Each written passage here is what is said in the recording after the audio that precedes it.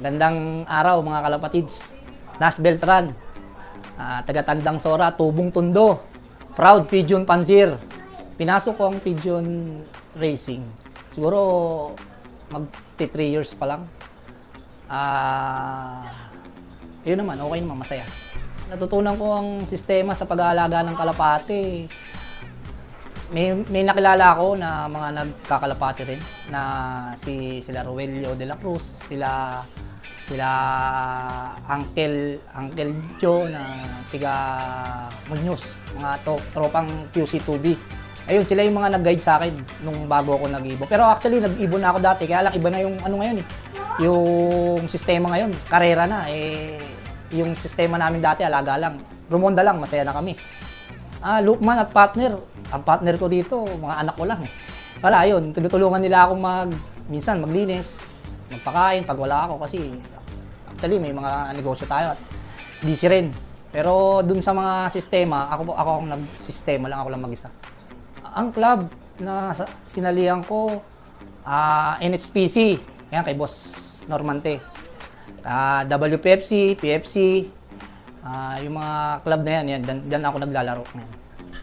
Unang ibon na nagbigay sa akin ng karangalan, siguro yung binigay sa akin ni Boss Victor Tan. Yun yung champion ko ng Matnog 1. Ang bloodline na mga gamit ko dito sa loop. Siguro masasabi ko, pandiin ko talaga dito yung mga binigay sa akin ni Boss Victor Tan, Charlie Chin, kay Iilan, may binigyan din ako ni Boss Nelson Chua. Meron din ako nabili kay Jude C. Yun yung mga linyada na ginagamit ko dito. Hindi pa ako nagganyan eh kasi ang inbreed sa race, bago lang ako eh, kaya hindi ko pa siya natatry. Ang linyada na hawak ko na umaabot ng mga final lap, yun din, yung kay Victor Tan, Charlie Chin. Yun ang madalas ko kasing ginagamit. Ilang beses ako magpa-loop fly at ilang oras. Actually, lalo na kapag malapit na yung race, 2 beses, maga hapon ako nagpapa-loop fly. Pero kapag malayo pa yung race, minsan 3 beses lang sa isang linggo ako magpalipad. Minsan wala, minsan binabartolina ko sila, pinatataba ako ganyan, diskarte kung ano yung magandang iba-iba kasi ginagawa ko sa kalapate eh. Nag-experiment ako, gumagawa ako ng sarili kung ano yung mga pwede pang explore sa pag-iibon. Pero sumusunod din naman ako sa mga may edad na nagkakalapate na ina-advise sa akin. Pero gumagawa rin ako ng mga diskarte ko na kung paano pa umangat sa pagkakarera. Sabak, sa training ng YB. Actually, ako nga hindi ko yung edad, hindi ko binibilang. Basta nakita ko sa Inakay, nakita ko na pwede nang lumipad. Sinasaba ko na, wala nang Hindi ko nga tinitignan kung ilang days na sila, kung ilang buwan. Wala akong specific, wala akong nililistahan. Nililista ko lang yung magulang, nung pinanggalingan ng Inakay, yung ring band, pero yung buwan, wala. Kung alam ko na matibay na sa rondaan, doon, pwede na silang road training.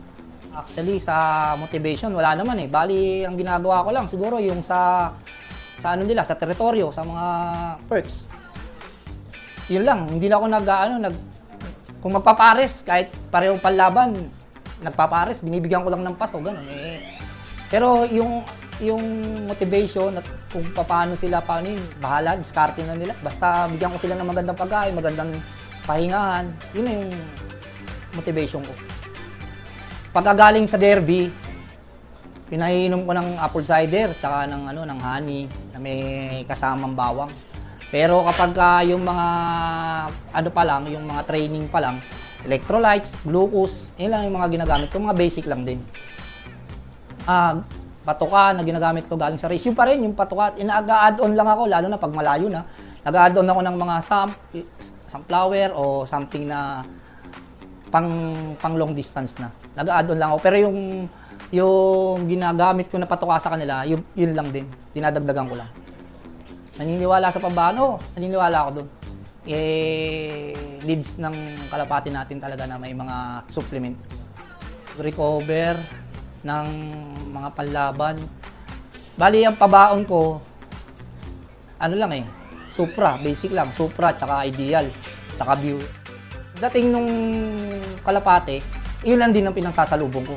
Tapos by Sunday yun. By Monday, nag-ano ko niya, nag-apple cider ako tsaka bawang sa tubig nila.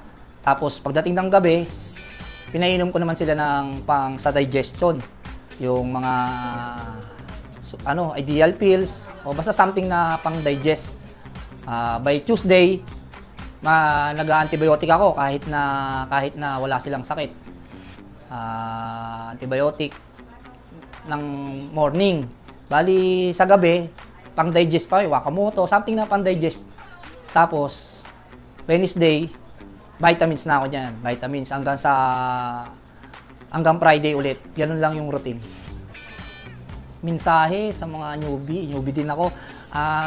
Siguro masasabi ko, focus lang tayo sa goal natin at wag tayong umano sa mga kalaban natin, ganyan. Hindi natin yan mga kalaban. Magkakalaban, mga ibon natin. Pero tayo magkakampi, magkakaibigan, magkakapatid, magkalapatids. Lahat tayo isang grupo ba. Walang pag nanalo si ganito, mainggit ka. Okay yung inggit dapat yung inggit gamitin mong motivation para sa sarili mo. Ang kalaban mo, sarili mo. Kagaya ng sinabi ng mga idol natin matatanda sa pag-pigeon puncher, mga pigeon puncher na sinasabi nga nila na ang kalaban natin yung sarili natin. Kaya improve mo yung sarili mo para mas maging better ka pang puncher. Hindi yung makikita mo yung achievement ng iba, mainggit ka tapos sisiraan mo. Hindi ganun. Shout out sa mga tropa. Siguro unahin ko na yung mentor ko nung mga bago ko. Siguro si Roelio de la Cruz, yan, si Angelo Ang, sila Boss Nelson Chua, yung buong QC2B. Hindi ko na kayo yun, ang dami nyo. Pero shoutout sa inyo lahat at sa mga taga-Tondo. Yan, shoutout sa inyo. Saka sa mga club president, Boss Normante, kay Boss Enchongo, yan, sa lahat ng mga nagpapalaro ng club dito sa Pilipinas at lahat ng puncher. Wash out sa inyo lahat. Shoutout pala yung mga anak ko. Actually, sila yung katulong ko na mapalakas, mapakain yung mga ibon ko. Sila rin minsan naglilinis pag wala ako. Shoutout kay Denzel Beltran at kay Nas Beltran, kay Denmark Beltran at sa asawa ko, si Sasa Beltran. Love you all, guys. Hanggang dito na lang mga kalapatids.